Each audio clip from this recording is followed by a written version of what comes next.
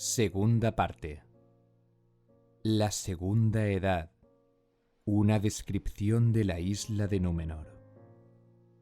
El perímetro de la tierra de Númenor se asemejaba a una estrella de 5 puntas, o pentágono, con una porción central de unas 250 millas de norte a sur y de este a oeste, a partir de la cual se extendían 5 grandes promontorios peninsulares.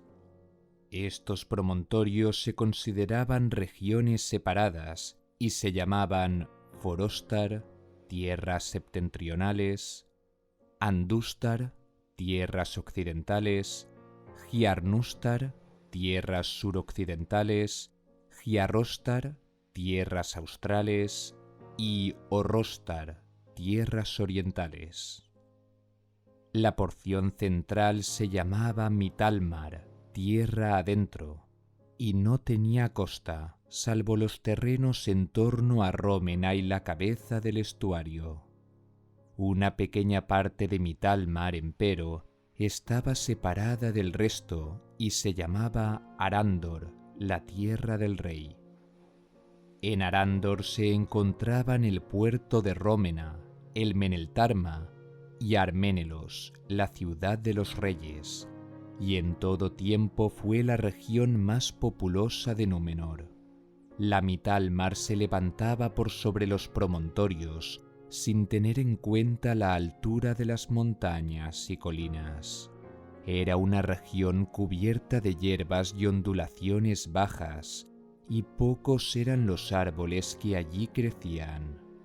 Cerca del centro de Mitalmar se alzaba la elevada montaña llamada Meneltarma, pilar de los cielos, consagrada a la veneración de Eru Ilúvatar. Aunque la parte inferior de la ladera de la montaña era suave y cubierta de hierba, se iba elevando cada vez más escarpada, y la cima no podía escalarse.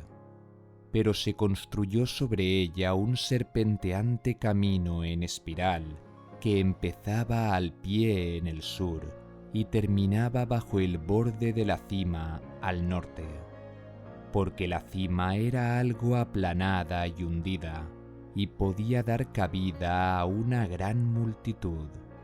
Pero nadie puso el pie en ella a todo lo largo de la historia de Númenor. Ni un edificio, ni un altar, ni una pila de piedras se alzó nunca allí, y ninguna otra cosa que se asemejara a un templo tuvieron nunca los númenorianos en los días de gracia, hasta la llegada de Sauron. Nunca se habían llevado allí herramientas o armas, y nadie podía hablar allí salvo el rey. 3 veces al año hablaba el rey: la oración a la llegada del año en la Erugyerme, en los primeros días de la primavera; la alabanza de Eru Ilúvatar, en la Erulaitale, a mitad del verano; y la acción de gracias que se le consagraba en la Erujantale, a fines de otoño. En estas ocasiones, el rey ascendía la montaña a pie, seguido por la muchedumbre del pueblo, vestido de blanco y enguirlandado, pero en silencio. En otras ocasiones se permitía que los del pueblo ascendieran solos o en grupos, pero se dice que el silencio era tan grande que ni siquiera un extranjero que nada supiera de Númenor y de su historia, si hubiera sido transportado allí, se habría atrevido a hablar en voz alta. Ninguna ave llegaba allí nunca, excepto las águilas. Si alguien se aproximaba a la cima, 3 águilas aparecían inmediatamente y se posaban sobre 3 rocas cerca del borde occidental. Pero en el tiempo de las 3 oraciones no descendían y se mantenían en el cielo volando en círculos sobre el pueblo. se las llamaba los testigos de Manwë, y se creía que éste las enviaba desde Aman para vigilar la montaña sagrada y toda la tierra en derredor.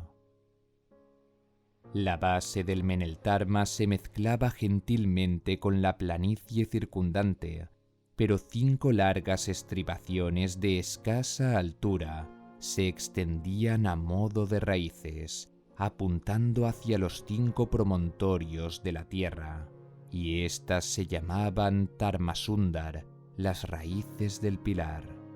A lo largo de la cresta de la estribación suroeste, el camino ascendente se aproximaba a la montaña, y entre esta estribación y la del sureste, la tierra descendía en un valle poco profundo.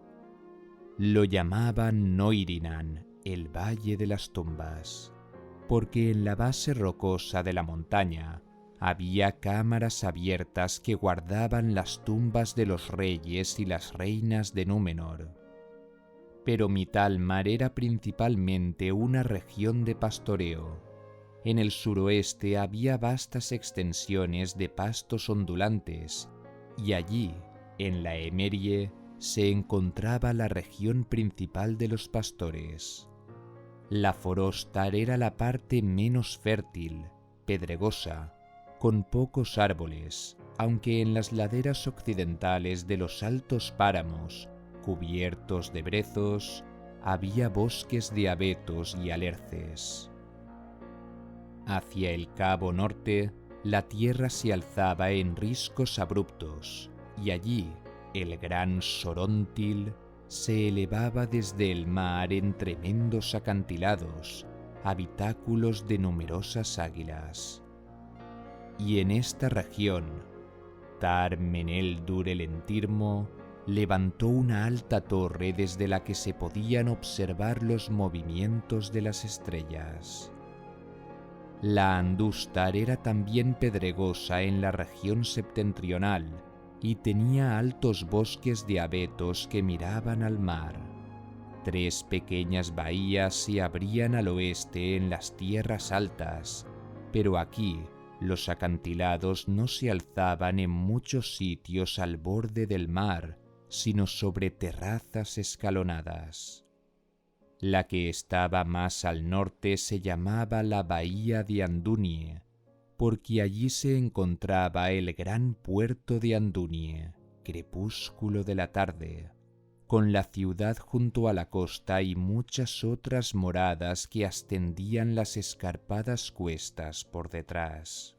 Pero gran parte del sur de Andústar era fértil, y también allí había grandes bosques de hayas y abedules en lo más alto de la región, y bosques de robles y olmos en los valles más bajos. Entre los promontorios de Andústar y Giarnústar se encontraba la gran bahía llamada Eldana, porque miraba hacia Eresia y las tierras de alrededor, al abrigo de los vientos del norte, y abiertas a los mares del occidente, eran cálidas y de lluvias frecuentes.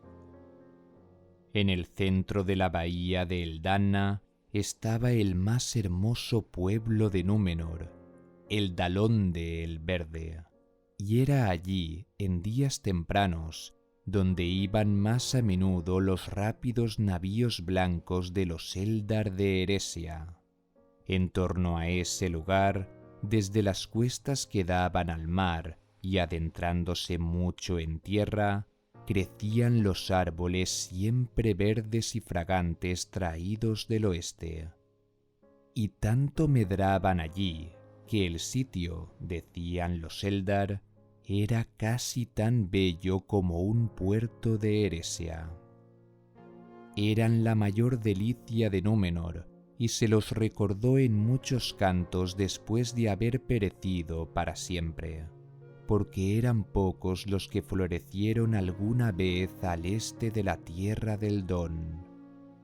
Oyolaire y Lairelose, Nesamelda, Vardarianna, Tanicuelase y Yavanamire, con frutos esféricos de color escarlata.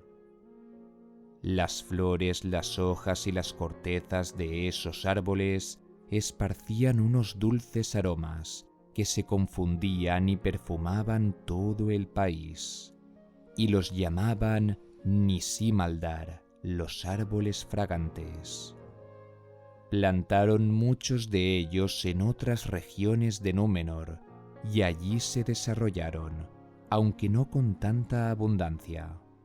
Y sólo en Nisimaldar crecía el poderoso árbol dorado, el Malinore, que al cabo de 5 siglos alcanzaba una altura apenas menor que en la misma Eresia. La corteza era plateada y lisa, pero las ramas se alzaban ligeramente como las del haya, aunque tenía siempre un solo tronco. Las hojas, también como las del haya pero de mayor tamaño, eran de color verde pálido en la parte superior, pero plateadas por debajo, y resplandecían al sol. No caían en otoño, y eran entonces de un pálido color oro. En primavera, los capullos dorados se arracimaban como cerezas, y en verano florecían. Y tan pronto como se abrían las flores, las hojas caían. De modo que durante la primavera y el verano, un bosquecillo de Malinorni estaba alfombrado y techado de oro, pero sus columnas eran de plata gris.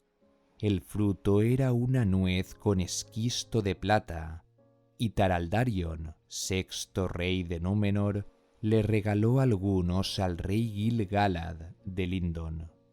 No echaron raíces en esa tierra, pero Gil-galad se los dio a su pariente Galadriel, y por el poder de ella crecieron y florecieron en la tierra protegida de Lothlórien, junto al río Anduin, hasta que los altos elfos abandonaron la Tierra Media, pero nunca alcanzaron la altura ni la circunferencia de los que crecían en Númenor. El río Nunduine desembocaba en el mar, en el Dalonde, y de camino alimentaba el pequeño lago de Nisinen, así llamado por la abundancia de malezas y flores perfumadas que crecían en las orillas. La Hjarnustar era también una región montañosa en la parte occidental, con picos elevados en el oeste y el sur, pero en las tierras cálidas y fértiles del este había grandes viñedos. Los promontorios de las Hjarnustar y las Hjarrostar cubrían una amplia extensión, y en esas largas costas el mar y la tierra se unían gentilmente como en ningún otro sitio de Númenor. Allí manaba el Siril, el río principal del país, porque todos los demás, salvo el Nunduine en el oeste, eran cortos y rápidos torrentes que se precipitaban hacia el mar. El Siril nacía bajo el Meneltarma en el valle de Noririnan y fluía por Mitalmar hacia el sur, y se convertía en el curso inferior en una corriente lenta y serpenteante. Desembocaba por fin en el mar entre anchos marjales cubiertos de juncos, y sus muchas pequeñas bocas se abrían paso a través de vastas extensiones de arena, y a los lados, a lo largo de muchas millas, había amplias playas de arena blanca y guijarros grises, y allí era donde vivían casi todos los que se dedicaban a la pesca, en aldeas levantadas en tierra firme entre marjales y lagunas, de las que la principal era Nindamos. En la Hjarrostar crecían en abundancia árboles de múltiples especies, y entre ellos el laurinque, que deleitaba a todos por sus flores, pero no tenía ninguna otra utilidad. Se lo llamaba así a causa de sus largos racimos de pendientes flores amarillas, y algunos que habían oído a los Eldar hablar de Laurelin, el árbol dorado de Valinor, creían que provenía de ese gran árbol, cuyas semillas habían sido llevadas allí por los Eldar. Pero no era así.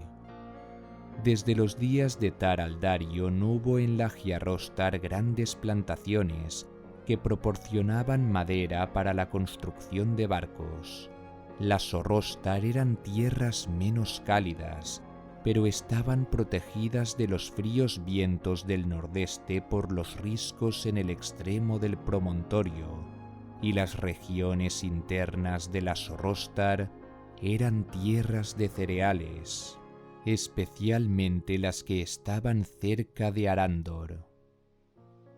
Tal era la isla de Númenor como si la hubieran levantado desde el fondo del mar, pero inclinada hacia el sur y algo hacia el este, y con excepción del sur, la tierra descendía en escarpados acantilados.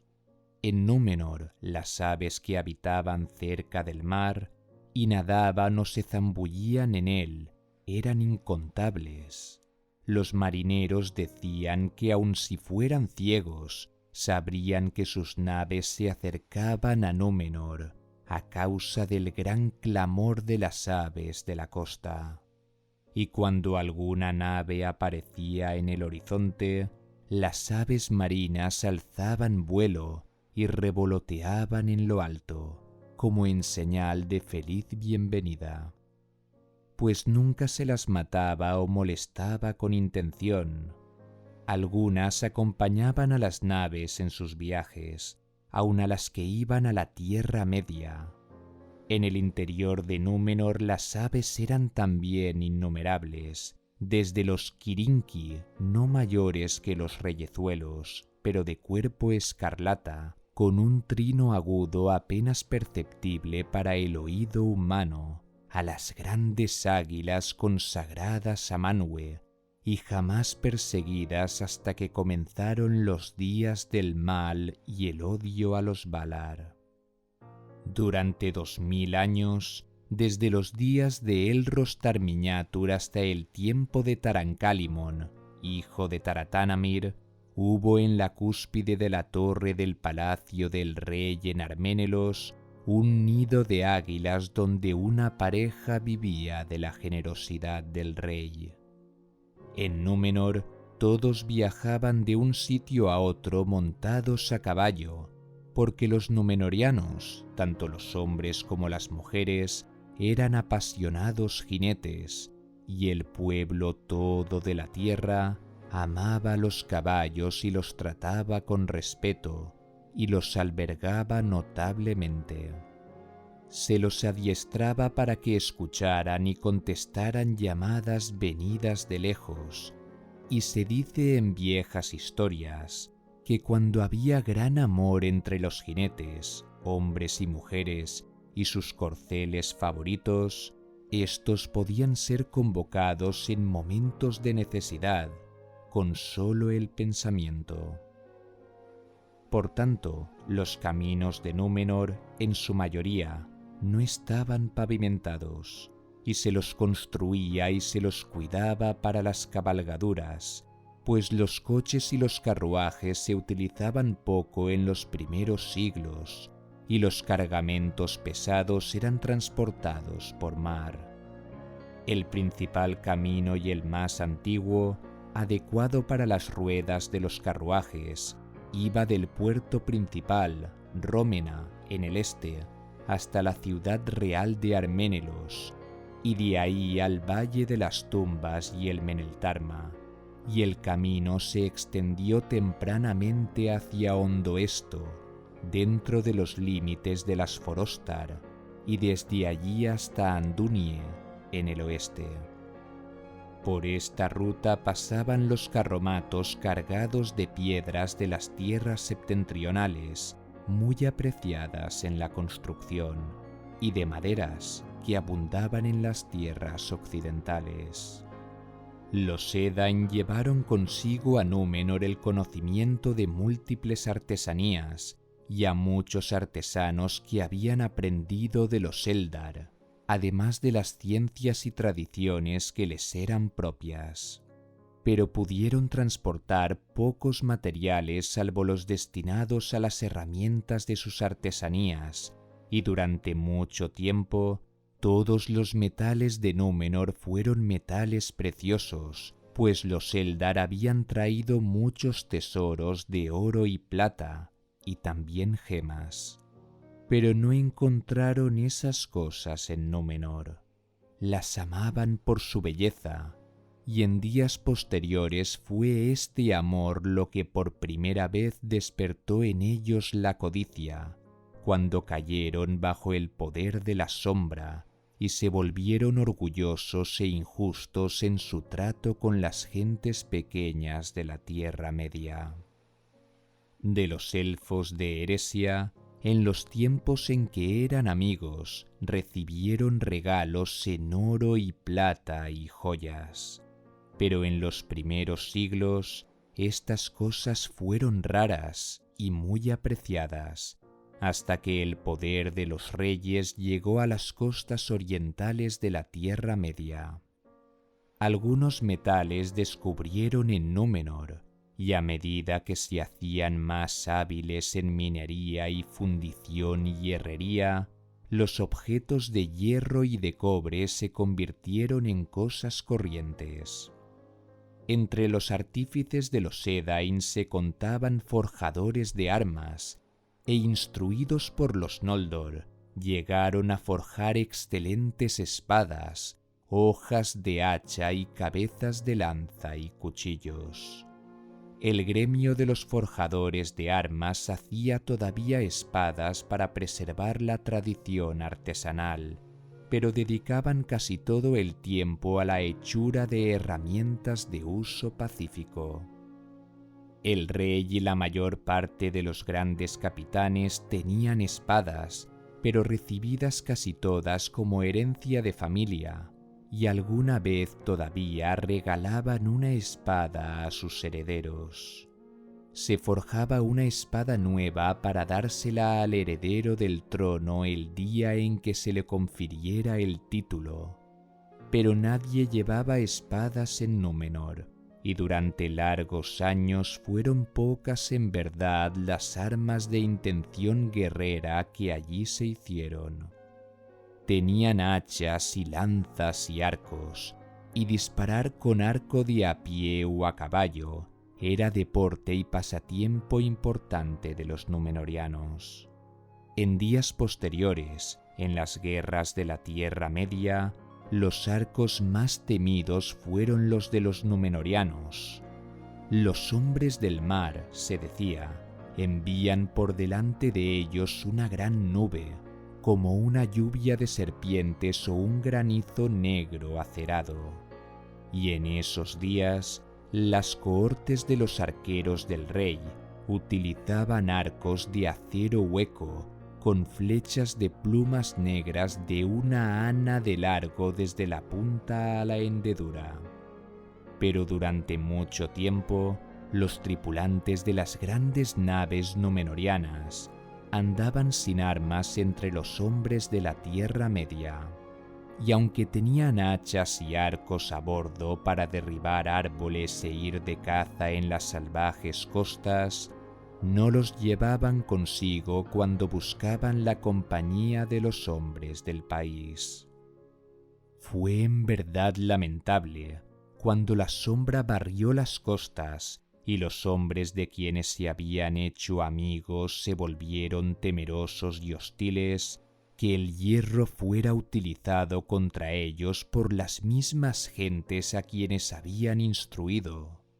Más que toda otra cosa, los hombres fuertes de Númenor se deleitaban en el mar, en nadar, en zambullirse o en competir en pequeños navíos de remo o vela.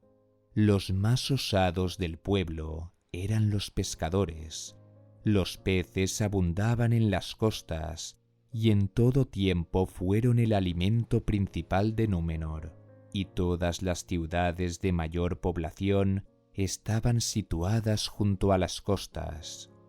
Entre los pescadores se escogían los navegantes, que con el paso de los años fueron ganando en importancia y consideración. Se dice que cuando los Edain se hicieron a la vela por primera vez en el gran mar, en pos de la estrella de Númenor, los barcos élficos que los llevaban estaban timoneados y capitaneados por el Eldar que Círdan había designado.